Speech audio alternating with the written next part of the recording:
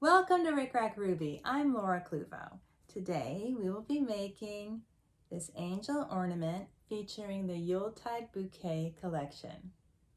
She's all fabric and she's fun and easy, so let's get started. For the Yuletide Bouquet angel, we'll start with the pattern. This pattern is 6 1/4 inches tall, or about 16 centimeters. Over here, it looks like about a 2 3/4 across at the bottom. The neck is about 1.5 inches. This is about 2. And it's straight across at the top because we're going to gather that up and just gentle curves. I've cut a foundation from 50 weight non-fusible Pellon. It's just a stiff interfacing. And for the face, I haven't made a doll in a long time, but I do have a stack of potential fabrics for faces. I even have, I think this one I dyed with coffee or tea. This one was avocado pits or something. And this one I really like. I think it's a grunge, but it has a variation in the colors. There's just a lot of options. And like I said, I haven't made a doll in a while, but these were for my doll making. Here's more of the avocado. This one has some variation. This is a print. I've never actually used this one. This is Osnaburg. Remember Osnaburg? We use this for primitives. And this is linen. I used it for something, but I don't know what I used it for. Anyway, I went ahead and chose a very basic sort of a peach color, and I cut a 2 1/2 inch square. So whatever your chosen fabric for the face, cut a 2 1/2 inch square. I'm gonna line it up at the top like that, pin it, and this is the back. And then with a very narrow seam allowance, I'm just gonna sew it along the sides, the top, the sides and the top. I can leave this part open. Here we go. It doesn't have to be perfect. Now I'll just trim that excess fabric. Now I'll describe these fabrics for you. These are from the Yuletide Bouquet collection, and this is just like a little swag print on white, and this is a large floral also on white. I've done the angel with this as the dress and this as the wings, but today I think I'm going to do this as the dress and this as the wings. So the dress pattern looks like this. It has a 4 on it. This was my 4th attempt at this design, so they have 4s. Okay, this is about 4 3/4 inches tall and about 2 3/4 across. It's basically the same as this, except at the top, like where her neck is, I made it go straight because we're going to sew it on, and the seam allowance is going to kind of fold back when I place it on here on the foundation. So I just made that straight for about 1/2 inch. So I'm going to add Rickrack. The Rickrack goes down the center like this, and then also a second piece goes across like this. I don't know why, I just like to add a little bit of trim. You can use whatever you want for the trim. I'm threading my machine with red thread, and I will pin this to secure, cut it off about right here. Let's see, I'll measure it. So it's about 4 inches of Rickrack. A little less than 4, about 3 3/4. And then the second piece will go across. I'll probably cut that also about 3 3/4. But first I'll stitch this. I'm just going to straight stitch with my machine right down the center of that Rickrack with red thread. There we go. The dress is ready, and here's the foundation. Now we're going to place the dress over the foundation and I'm just gonna sort of see how this will look. The first one I made, I just left the raw edge at the top without folding it down, and then the Rickrack did fray. And even though there's a little bit of lace and, you know, you could just cover that up, it's just not very good form to leave the Rickrack up the top free to fray. So ideally, I want the top of the dress to be at the narrowest point of the neck. So about like that. And I'm going to fold this up and pin it. I'm just going to pin across right where I think I'm going to stitch. Just kind of check it, make sure I can get all the way down to the bottom. And it doesn't have to be perfect. I should have said that before. It doesn't have to be perfect. The Rickrack doesn't have to be perfect. This doesn't have to be perfect. We'll have another shot at finishing that. Okay, that looks about right. So I'm going to unfold it and stitch straight across. And when I'm when I'm looking straight on, I'll make sure that I sew straight across. Right now, the way it's flat, it's hard for me to tell.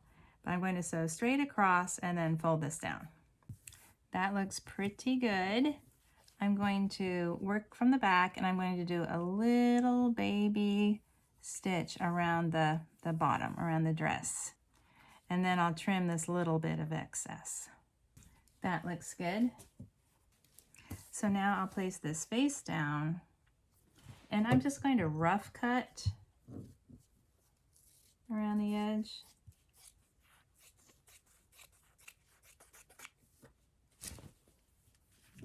And then I will stitch right sides together, 1/4 inch seam allowance, leaving the top edge open. There we go. Now I'm going to trim and clip.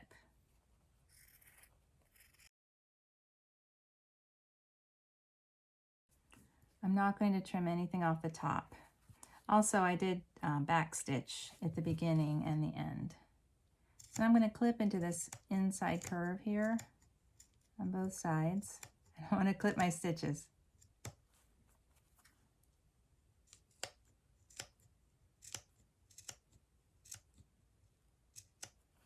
Now I'll take my pinking shears and I'm going to trim again around the edge with the shears, but I'm going to do that over the trash can. Here's how it looks. And now I'll turn it right side out through the top.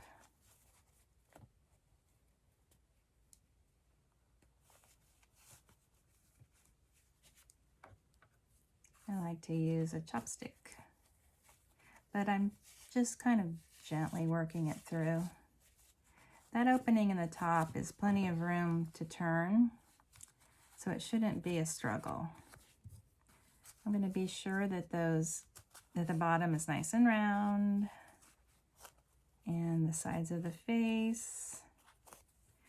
By the way, this is a very forgiving project. If the sides aren't, you know, perfect, there's hair that covers it up. If this isn't perfectly centered, it's okay. There's a little lace that covers that. Just a very forgiving project. I'm going to press it and then stuff it. I'm using Ultra Plush fiber fill, polyester fiber fill by Polyfill. And I'll just work it in and then kind of shape it with my stick. Need a little more. But you don't have to watch me stuff. I'll get almost to the end and then I'll be back. I'm just about up to the top. I want to make sure that I get the edge of the fabric all the way out so it's not folded in. I think I can get a little bit more in there. That looks good.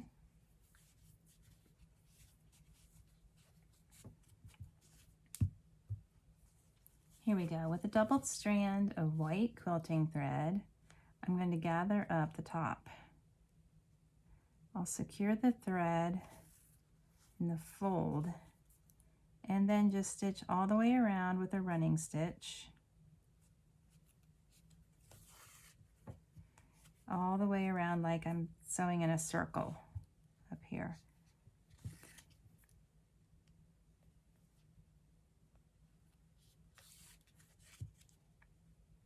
The front is thicker because of the stabilizer, and the back is a little bit easier and thinner. Now I'm going to tuck this in as I pull. There we go.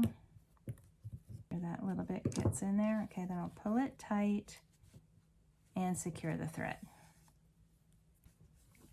Now this looks okay, but I feel like the neck is a little wide, and I have finished them like this and they just don't look right. So we're going to tighten up the neck. First, I'll secure the thread in the back. This is a double strand of white quilting thread, and then a little back stitch just to make sure it's very secure, because I'm going to wrap around the center right where that seam is and pull it tight. It just gives it a little bit of definition to the neck and looks a little bit better. I want to pull it a little bit tighter than I want it to look in the end, because by the time I add the lace and everything, it's going to add a little bit of bulk. So I'm securing this in the back. I just went around once, no, twice, right?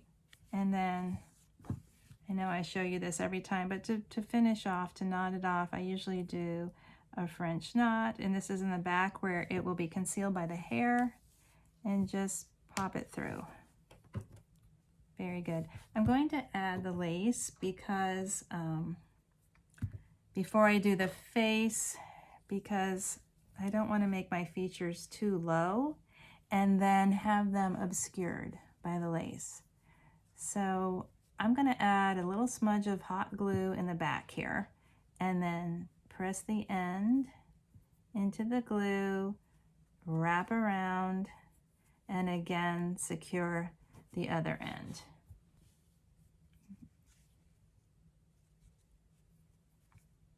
That looks good. Okay, now we're ready for the face.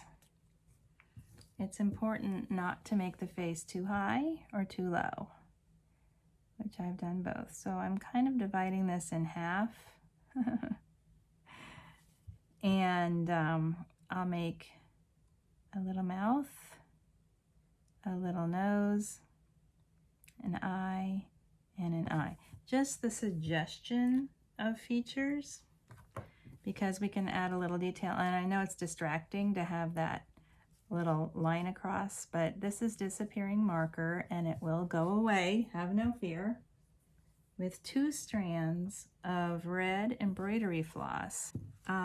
This is going to be a lazy daisy stitch for the mouth, and I'm going to start at the bottom of my little mouth indication. Like I say, these are just the suggestion of features, and they don't have to be exactly the size or shape. This is a lazy daisy stitch. This is the bottom of the little daisy petal. I'm going to reinsert my needle just about in that same hole. This is a small stitch. Don't make it too big. Okay, so there's I caught the loop, and then I'm going to reinsert my needle on the other side of the thread so that it secures it. And then I'm just going to go straight across, kind of near the top. And let's see how that looks. Cute. Look how cute. Okay, now I'm not going to pull it too tightly, but I am going to secure that in the back. I think I'll just secure like this so that I can use the same thread for the nose, but when I pull it through, I don't want it to make the mouth any tighter. So I'm going to secure it here in the back. That'll be covered by the hair. Now for the nose, it's just a straight stitch, straight across, very small, with it still with the 2 strands. So I can't decide if I want to go to the left or the right. Let's see.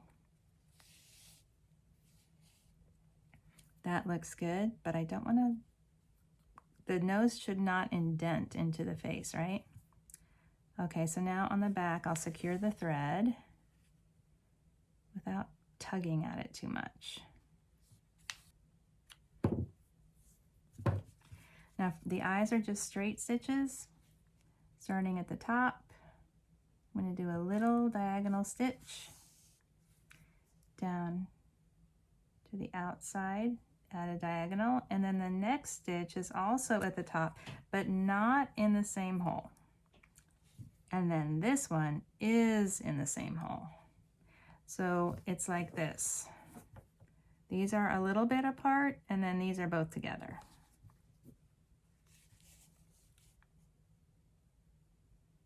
There we go. See how there's a little light in between, which makes the eyes look lit.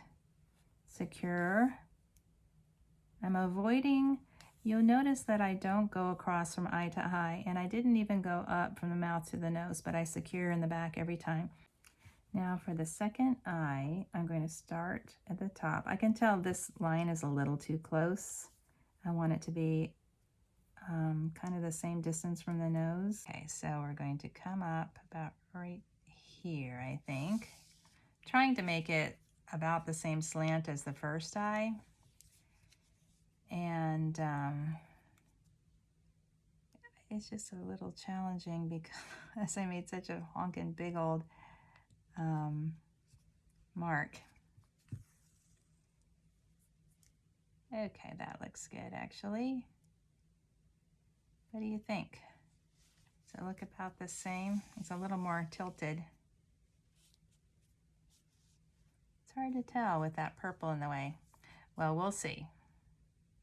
The slant might be different, but I think it's still going to be cute.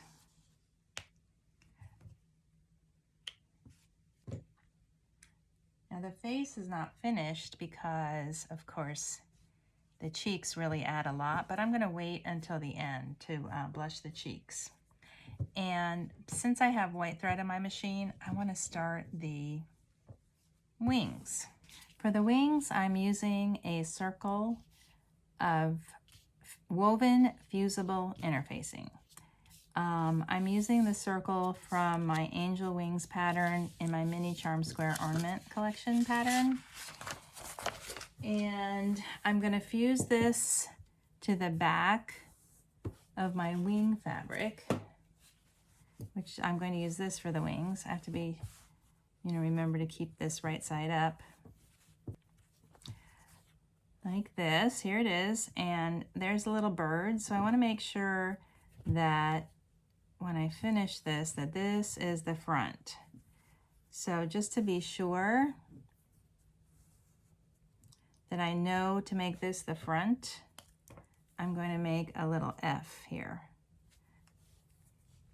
Now I'll fold it in half and stitch around the curved edge with a narrow seam allowance, less than 1/4 of an inch.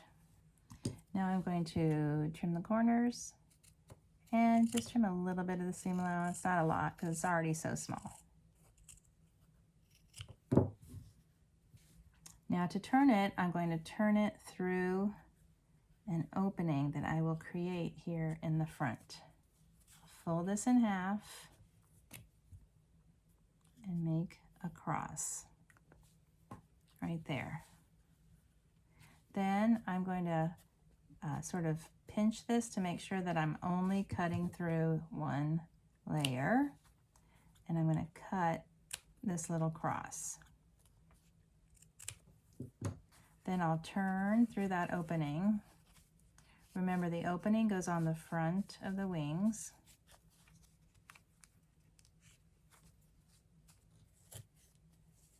since this fabric is directional, this is the front, which will be like this, but the back is upside down. But I don't think it's really that big of a deal. So I'm going to press this, and then I'm going to add a decorative embroidery stitch around the edge. I'm going to do a red scallop stitch around the edge. Here's how it looks. There's the back, there's the front. Now let's make the hair. I'm going to use 2 yarns for the hair, and I'm making her a redhead. I'm going to use this loopy mohair and this, I don't know, let's see what this is again. Okay, this one is called Victorian Bouquet by Halcyon. That's this one. And this one is just called Mohair yarn in strawberry. And this one's from Weir Crafts, W-E-I-R. I got these both on Etsy. I'm going to use them together, and I think it's going to look really cute. My challenge was to create an angel that still had that Rickrack ruby look, but did not use a wood head. Thank you for my viewer who challenged me with that. And also, I wanted to make an angel that didn't have white hair. So thank you for my viewer who challenged me with that. And well, I have to thread my machine with this auburn colored thread, and I'll be ready to go. I have 2 4x6 index cards, and I'm going to take both strands of yarn and just wrap them around the card loosely. Don't pull it too tight, all the way from one edge to the other.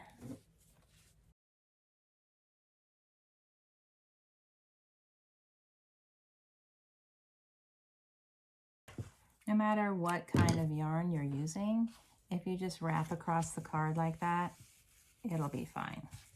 Now I'm going to stitch across the center like this. Just from one end to the other. Here's how it looks. I'm not worried about the gaps in there. It's going to be fine. And I should have said that I'm going to stitch, oh, I started here. I stitched up and back. So it's actually 2 lines of stitching there. Now I'm going to remove the cards.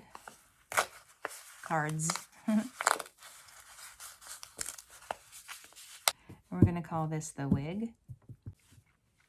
We're going to sew the wig to the angel. I tried gluing it, and it was just a mess and a disaster, and it didn't really hold very well. So to draw the hairline, kind of start up here on her forehead, and then down, go all the way down in the back, all the way back to the collar.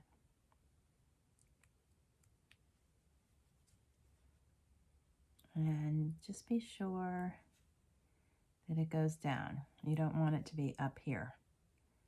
Okay, now I have a single strand of brown quilting thread. I'm just using a single strand because I have found that I make so many mistakes when I'm stitching that I need to pull the stitches out. And it's when you have a double strand of thread, you pull the stitches out and rethread, then you got to start over. So imagine the seam of the wig to be aligned along that purple drawn line. And starting in the back, this is going to be a little bit too long, that's okay. So starting in the back here, at the back of her neck, I'm going to baste, following that purple line all the way back around. And then I'm going to lift it up, and hopefully it looks right. And then I'll go around again.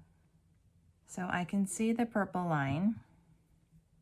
So I'm going to start back here at the back center. This doesn't have to be neat, you just have to hold it, they won't show. Okay, so I'm going to start by securing the end at the back of her neck. I'm going to go just over, like a whip stitch. And then I'm just going to continually check and make sure that I'm still on the line. Sometimes I use pins, but then the pins get caught up in the stitches, and I just find it easier just to do it like this and just go slowly. It's not hard. This part is not hard. Don't be afraid. Just the tricky part is not getting the loops caught in your stitches. I'll do 1 or 2 stitches at a time. They're just loose, big basting stitches. And then I can lift and see that you can see the stitch right there. Just make sure those stitches are right on the line. It's tempting to just want to glue it down, but the glue is just a disaster. So I'm stitching over the little seam there every time. Then I'm going to check again. That's pretty good, pretty close to the line. And then another stitch from above the seam to below the seam. That's the way I do it. Very carefully and slowly, above the seam, below the seam. Oops. And then I'm going to check again. Am I still on the line? Yes. Okay. I know it's hard to see. Let me make it a little bit darker so you can see that. It's right here. So I'll continue stitching. Stitch, stitch, check. Stitch, stitch, check.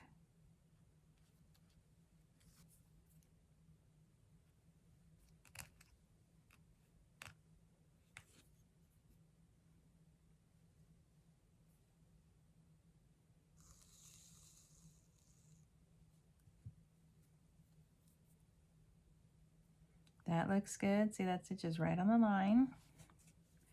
So I'll continue. I'm slanting down to the very back, the bottom center in the back. Checking. There's the stitch. See, the stitch is right there by the collar. Okay, now this is a little extra, but not too much extra. So I'll cut it off about here.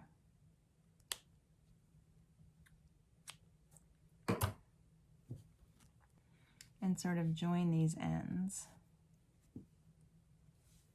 There's the seam, above and below. Let me just make sure that I secure where the edge of the wig is. Does that make sense? The edge of the loops. Okay, now let's just check. Here's how she'll look. So I'm going to go around one more time the same way and maybe tacking those loops a little bit lower right at the side seams. Now I'm back to the bottom center in the back, and I'm going to secure my thread. Now I have a fresh new doubled strand of brown quilting thread in my needle, and I'm going to draw this hair up above her head gently, don't yank on it, and wrap this thread around. I guess it doesn't matter that I tied a big knot in the bottom. And then tie it off nice and tight, and but not too tight. See, I pulled it too tight and now those stitches are exposed, but I can just kind of pull those down in a minute. And then I'm going to stitch through a couple times just to make sure that the wig is firmly attached and it can support. I'm going to do a hanging loop here, and I just want to make sure that it's not going to pull the whole thing off, the whole wig. I'm going to loosen up these strands right here a little bit. Sort of pull them in. That looks better. Now the rest is just easy finishing. So I'm going to stitch a hanging loop through. I've got this baker's twine on a nice blunt needle. And I'll tie that off for her hanging loop.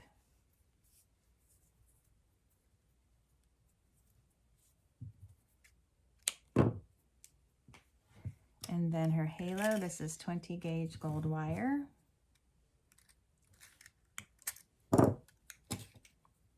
Looks like 6 or 7 inches. Fold it like this, twist,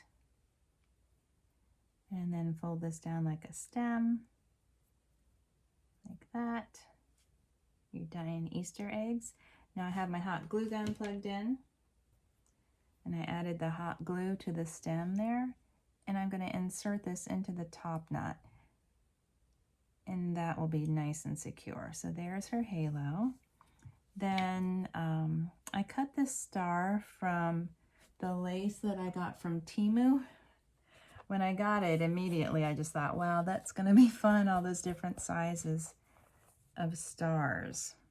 I could use a bigger one. Let's see. Let me try this one.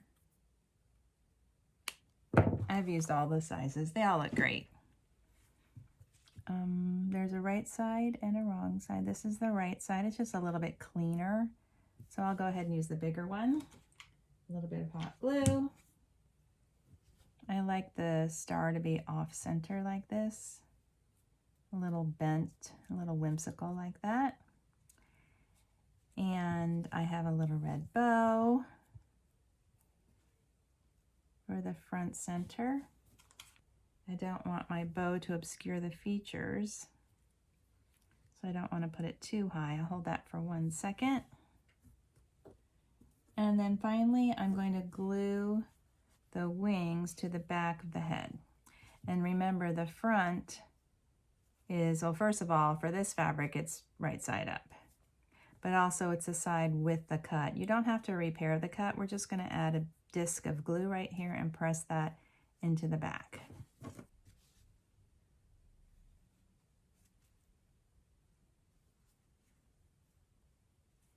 And finally, I saved my favorite part for last, which is to add a little blush for the cheeks.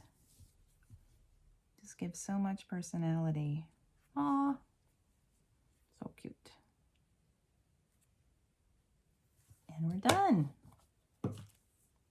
Now I'll show you another where I did the opposite fabric. So this is this and this is this, but I like them both.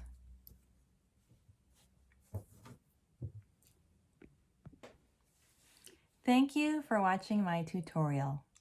If you're enjoying my videos, please like, share, and subscribe.